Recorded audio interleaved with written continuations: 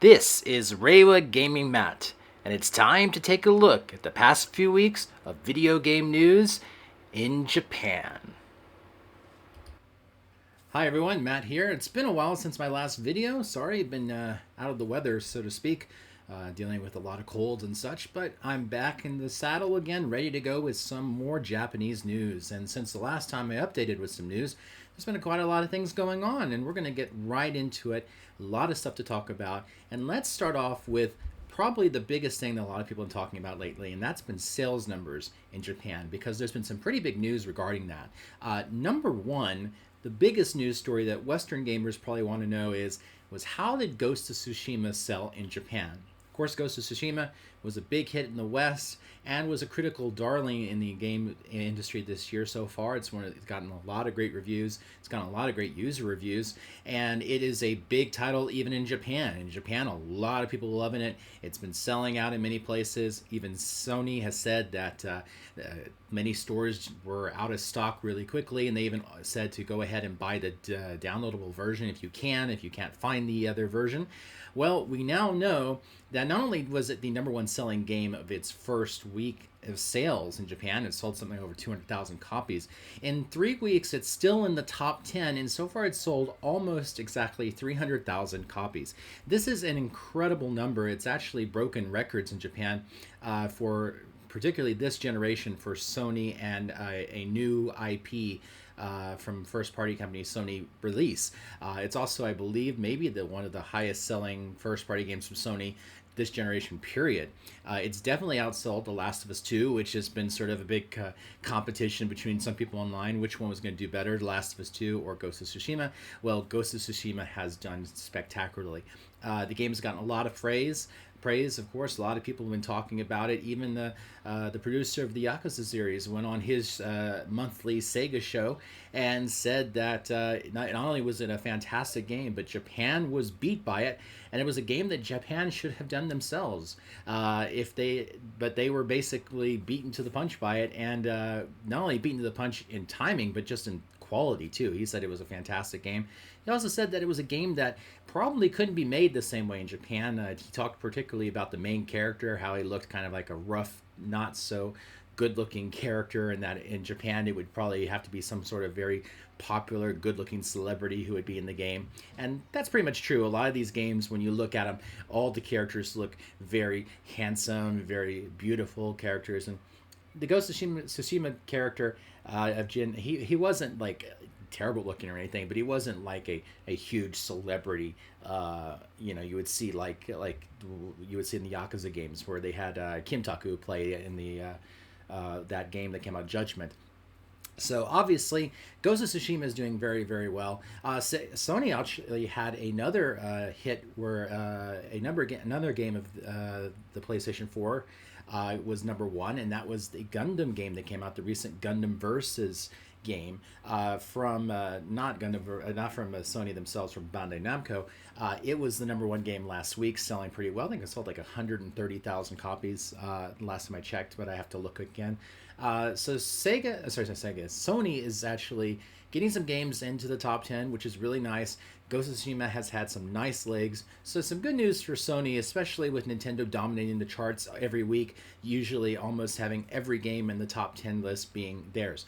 Now, we also had some interesting sales numbers come from Sony and Nintendo about worldwide shipments and sales of their systems. And we now know that Sony has shipped worldwide 112 million PlayStation 4 systems. A fantastic number for Sony, a fantastic number for PlayStation 4. It has, obviously just gone beyond all the expectations anyone ever thought it would probably have when this whole generation began. And of course, it's still not over, even with PS5 coming in a few months. Who knows? It might get up to 120, maybe 125, maybe 130 by the time it's all over. But great sales numbers for Sony and the PlayStation 4. Nintendo Switch, we know it has sold 61 million units as of the latest numbers that have come out for Nintendo. That's after 3 years. Again, a fantastic sales numbers for Nintendo for a system that many people weren't sure of when it came out originally, when they were first announced it. A lot of people were excited about it, but a lot of people were like, is this really going to take off, a hybrid system that's not as powerful? But once again, it shows that Nintendo's games and Nintendo systems are always about fun and about good games, and that sells systems, and that has been a big point that Nintendo's tried to make, and it has worked for them once again. And not only that, they also have let us know that the Animal Crossing game that just came out this year, Animal Crossing New Horizons, has sold 22 million units so far. That is incredible. 22 million units for Animal Crossing alone.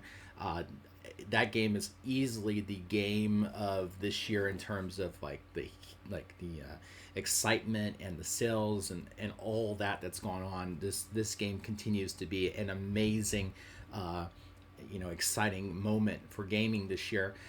The newest event has happened for summer vacation, especially in Japan with all the fireworks festivals. So a lot of people are playing the game for that. You're seeing a lot of people talking about that online. The game's doing well. It's always usually the number one game in Japan, except when something like Ghost of Tsushima, the new Gundam game, comes out. So again, no surprises on the sales there. Now, that's not the only Nintendo news we got this week. We also got another bit of new Nintendo news, and that was the announcement of a new game finally coming out for the Switch this year. But it's not really a new game. It's a remake or a remaster or a port, whatever you want to call it. Pikmin 3 Deluxe. Yes, the great game Pikmin 3 that came out for the Nintendo Wii U many years ago is getting an upgrade to the Nintendo Switch, just like many other great games have this generation so far for Nintendo. It's coming out on October 30th, and it's going to include not only the full Pikmin 3 game, but all DLC and all extras that were included with that game. Obviously, this announcement came out of nowhere. Nintendo's been doing this a lot lately with no big Nintendo Direct announcements. They've been doing all their announcements with surprise events and surprise videos. And the excitement from it was pretty big. A lot of people were like, yay, Pikmin's coming to the portable systems. It's going to be great. It's going to be awesome.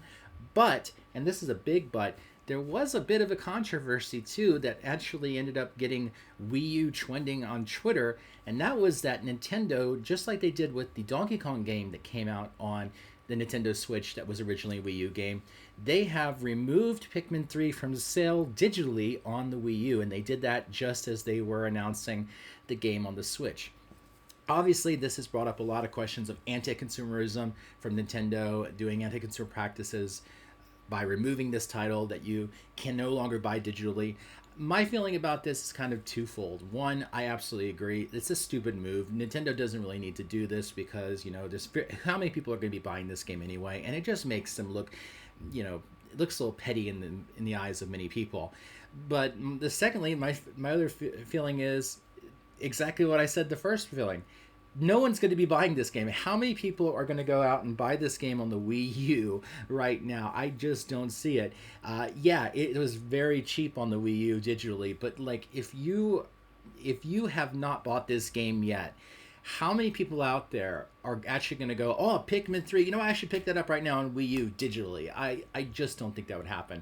And also the game is still available physically, and I'm sure the prices are probably gone down a little bit now that the announcement of the original game, of course, has now been ported over to the Switch later on.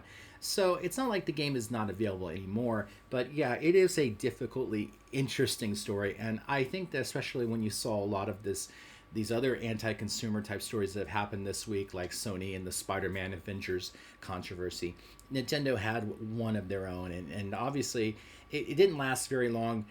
But it was definitely something that did get people a little worked up on. So hopefully Nintendo takes some news from that and say to themselves, maybe we shouldn't do that next time. Might not be a good idea. Next, we have some Street Fighter V news and Street Fighter news in general, and it's both good news and sad news, to say the least. The good news is this week we finally found out what the characters are and going to be for the final season of Street Fighter V. As you know, after they released the Championship Edition earlier this year with all the content, they announced that they were going to have another season of DLC content.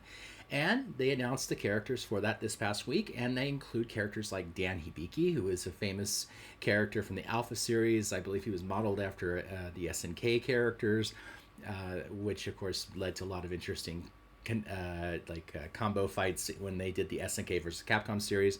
Rose, also again another Alpha character, and also Street Fighter 4, big favorite of mine. I love that character. Oro from Street Fighter 3. I've never played Street Fighter 3 that much, so I'm not sure about that one, but that's still cool. Then you have Akira Kazama, who's a character from Rival Schools, and I love Rival Schools. That was a great game from the 1990s, great Capcom series that unfortunately we've not seen a new version of in quite a long time. It's great to see the characters from that series getting, reintroduced into the fighting game world. And there's another character, but they have not announced it. They're going to hold off on it. It'd be interesting to see what that fifth character is, but we won't know until next year, apparently, what that'll be.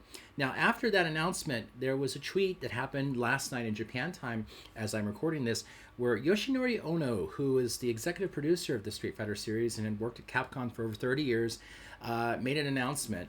First, he talked about the decisions about the current Capcom World Tour, Pro Tour, esport type thing that they do with their Street Fighter games, and the decisions they made this year on how to run it, especially with the virus happening. And after he talked about that, he mentioned that actually he's leaving Capcom this summer after 30 years. He will be leaving Capcom and he will be retiring from it.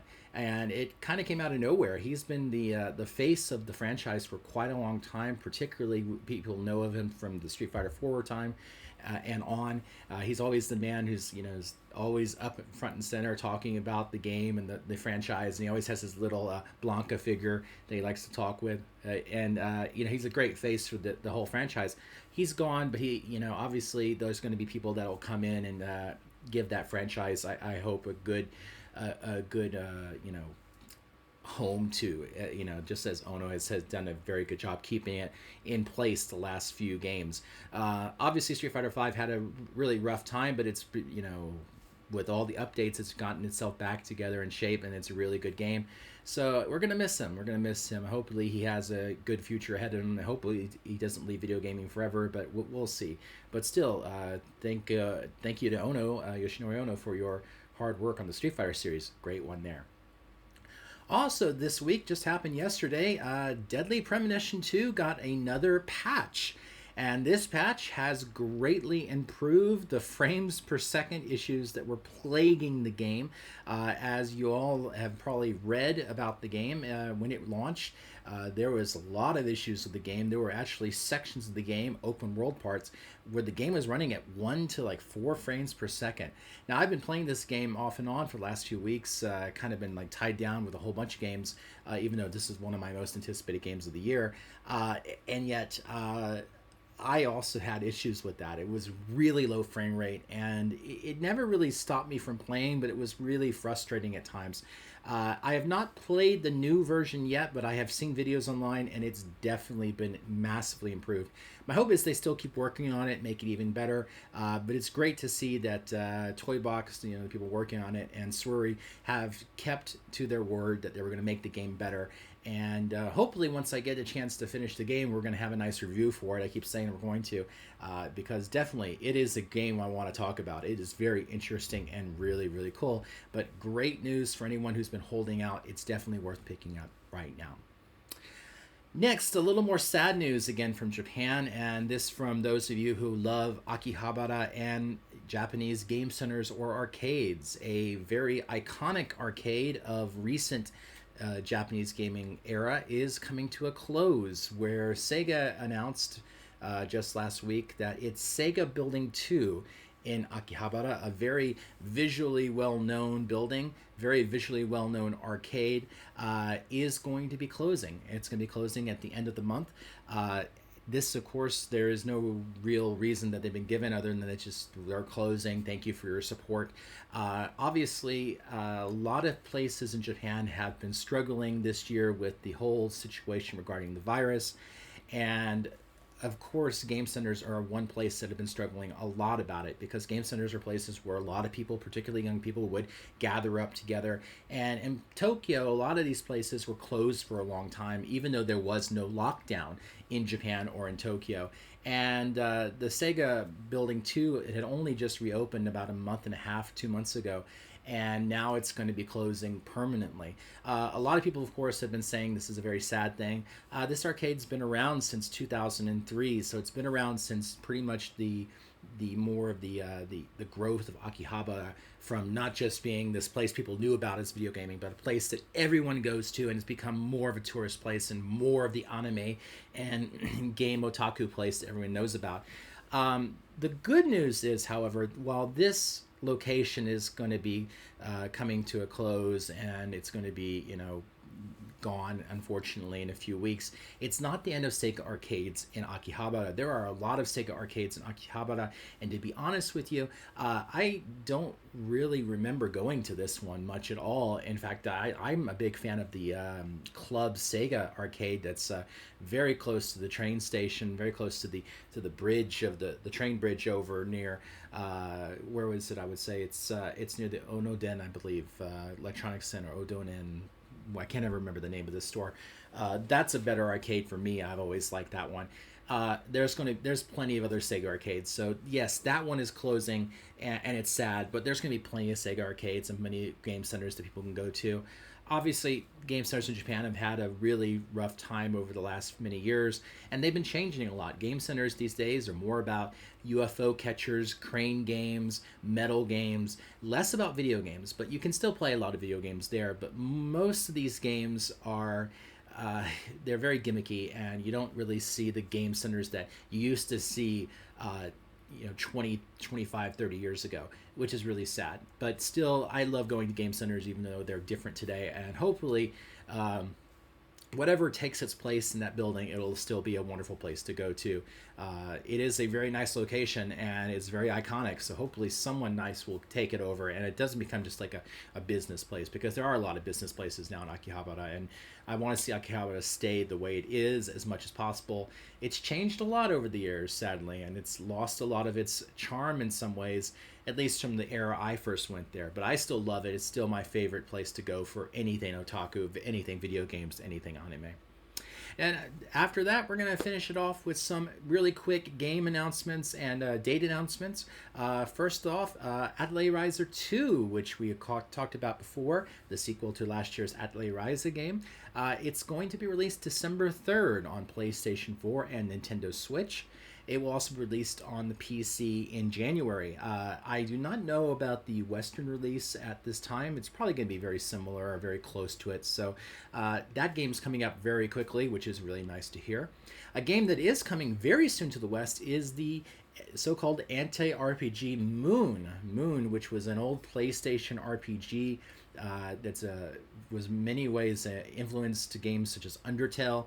Very funny, quirky little game where you're sucked into an RPG world. Your character's sucked into it, and you sort of have to not necessarily fight the enemies, but you sort of have to interact with the world, interact with the characters in interesting ways.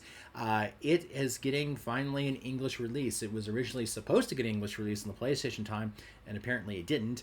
And now on the Switch, which it came out last year in Japan, it's getting its English release now. I believe also Tim Rogers, who it was a very well-known man on the internet, worked at Kotaku, done it in a lot of crazy videos like the 3-hour Final Fantasy VII review recently, Final Fantasy VII Remake review. I heard he's working on it. I'm not sure if that's true or not, but if he is working on it, even though I'm not the biggest fan of a lot of his videos, I would love to see his translation stuff, because I've heard a lot of good things about his translations. I know he talks about a lot of translation differences and videos he did at Kotaku. So if he's doing the translation, it'll be very interesting to see. The game Ikaruga, we know it was getting a physical release in the West. It's also getting a physical release in Japan. That will be on September 24th. It's going to come with a lot of interesting extras, but the biggest one is going to be a model ship from the game. It's probably going to be very small, but it's a nice thing to look after if you're looking to get a copy of the game. Obviously, it is going to be available in the West as well, but if you're looking for another version to get, or you're looking for one to get that's different from the Western version, the Japanese version is one to check out. And it should have English on it, because it is a game that has English on the digital version, and that usually never changes. So that's going to be cool. And finally, and I have it right here, this week's Famitsu magazine, which was a really nice magazine. There's summer special. It had a really good, by the way, I would say, a very nice section on the PlayStation and Xbox. Which one is interesting? How are they different? Next generation segment, which I might talk about in the future. They also talked about the fact that the 20th anniversary of Dynasty Warriors is coming out soon. They talked to the people behind the scenes of the game, And apparently, there is going to be some sort of announcement soon of a 20th anniversary title for Dynasty Warriors. Obviously, we haven't had one since it was a Dynasty Warriors 9 a few years ago, a very not very well received game by a large number of the fan base. But obviously, it is a game that people still love. Everyone that plays those games tend to love them a lot. Obviously, a lot of people do complain that they're just nothing but button mashers. But hey, sometimes a good button masher is all you need. And the Dynasty Warrior series is a fun one. So I'm looking forward to what they have in store. Obviously, with PlayStation 5 coming out in Japan soon, and Xbox too, as well. You know, obviously, Dynasty Warriors tends to be a game that's around during the launches, so hopefully we'll see it there. Well, anyway, that's all the big news that's been going around in Japan in the last few weeks. Not much big news, of course. It's still pretty quiet. It tends to be that way at the summertime, and especially with the way things are going around the world, it's no surprise there hasn't been that many big news stories going on. But I'm still working on some interesting videos. I got some reviews coming up soon. I'm going to talk about Deadly Premonition 2. I have one video I'm working on. It's going to talk about one of the craziest, weirdest, and most terrible games that's ever been released, which has just got a re-release on the Switch. That's a little preview there. And I'm going to talk about some other things. I'm thinking of going to talk about some anime stuff too in the future, obviously. I want to get some of that into there. So anyway, I hope you've enjoyed this video. I hope you've enjoyed all my other videos. If you like my video, please give it a like. If you don't like it, dislike is fine, of course. It helps me out. I would love to hear your comments or your questions in the comment section. Please give them to me. I would definitely answer your question there or even on the show here. And of course, like, subscribe, and spread the word so that more people can have a chance to listen to this great commentary that I give and hopefully get some more great videos out there. I'm working on a lot more. You're going to see a lot more from me in the next few days and weeks. So keep your eye out for some good stuff. Until then, take care, have a good week and good days, and have a good, safe time. See you soon. You have been watching another episode of Reiwa Gaming Matt. Tune in soon for more reviews on Deadly Premonition 2 and some anime news and reviews.